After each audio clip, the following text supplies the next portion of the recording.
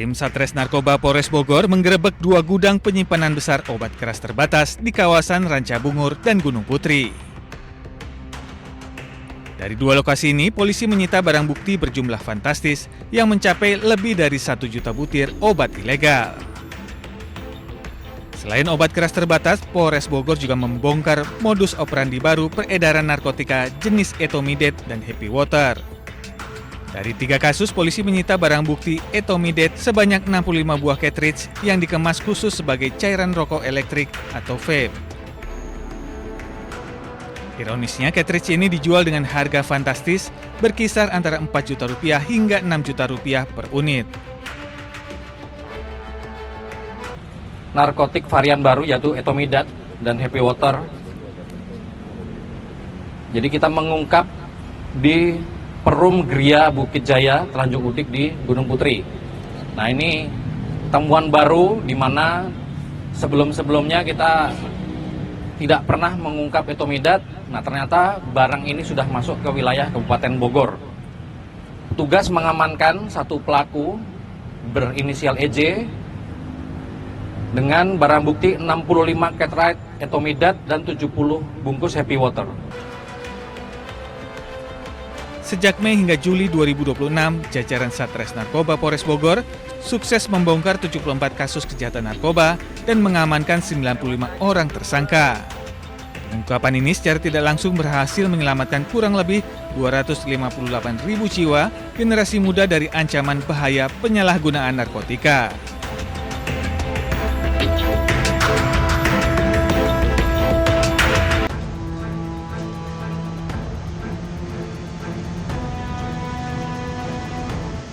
Tersangka penganiayaan dan penyekapan terhadap seorang wanita di Bandung, Taufik Hidayat, dalam berkas perkara disangka melanggar pasal-pasal yang terdapat dalam KUHP dengan ancaman pidana maksimal 15 tahun penjara.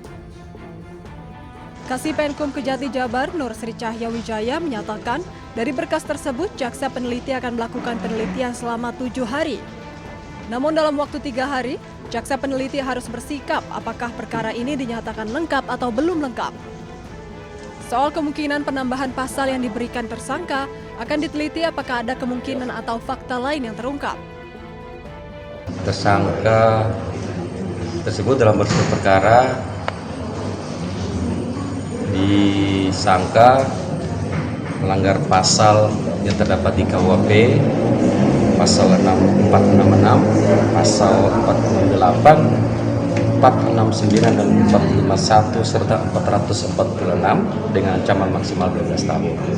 Selain sangkaan pasal tersebut, ada juga disangka pasal terkait tindak pidana kekerasan seksual dengan ancaman pidana 15 tahun. Diketahui Taufik Hidayat merupakan tersangka tunggal yang melakukan penganiayaan dan penyekapan terhadap seorang perempuan di Bandung berinisial YTR. Dari Bandung, Jawa Barat, Yanuar Candika, iNews melaporkan.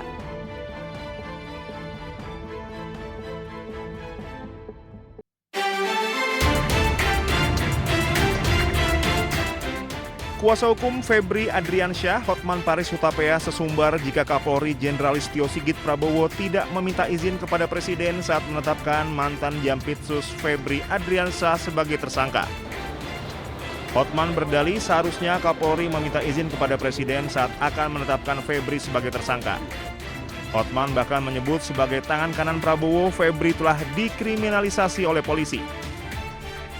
Yang paling penting kalian bertanya, kalau Anda punya nyali bertanya, tanya kepada Kapolri, hei kenapa nggak nanya Pak Prabowo dulu sebelum melakukan ini terhadap tangan kanan dari yang dibanggakan oleh Presiden Prabowo. Tanya, saya baru tahu tidak ada izin. Begitu saja dipermalukan, ada apa? Tanya, makanya malam ini kalian langsung ke Mabes Polri tanya kalau kau bukan pengecut.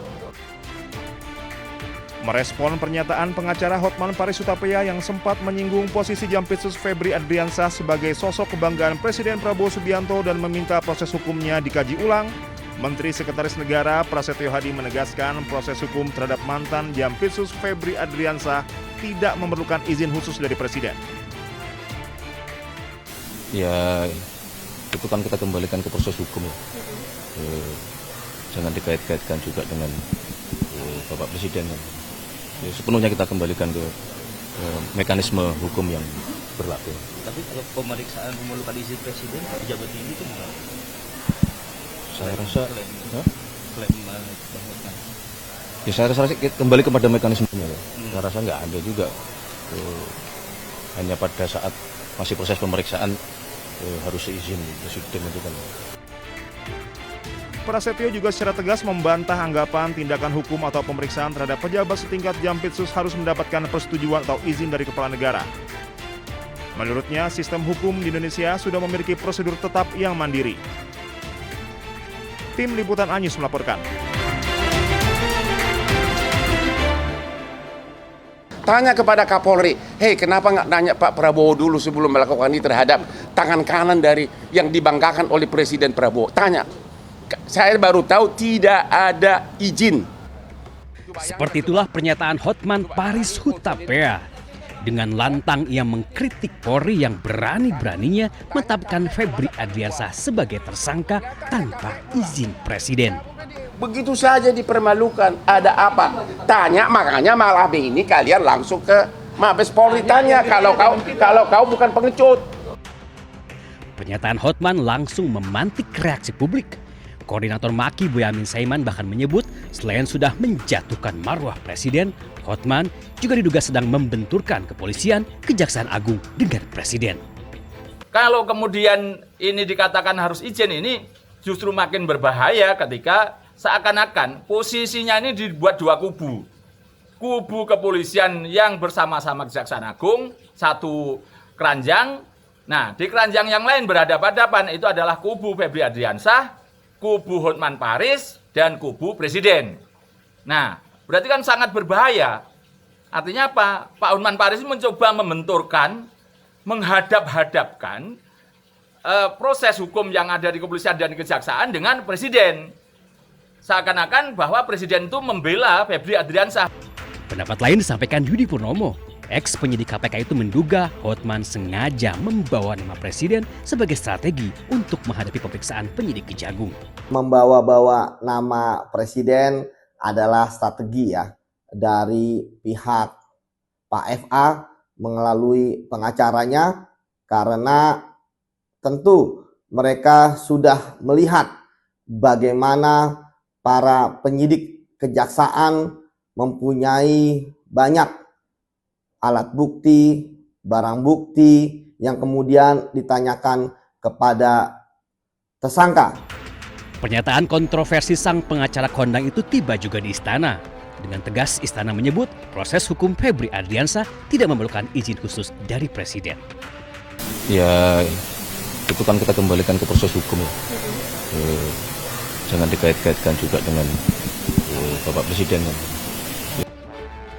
Ex-Jampitsus Febri Adriansah tersandung 3 mega korupsi sekaligus, yakni piutang di PT Krakatau Steel, pemerasan saksi dan tersangka di PT Asabri hingga manipulasi pengadaan batubara di PT PLN. Bersama rekannya Don Rito, Febri telah ditetapkan sebagai tersangka, namun hingga kini belum juga ditahan oleh penyidik Kejagung. Tim Liputan Ainus melaporkan.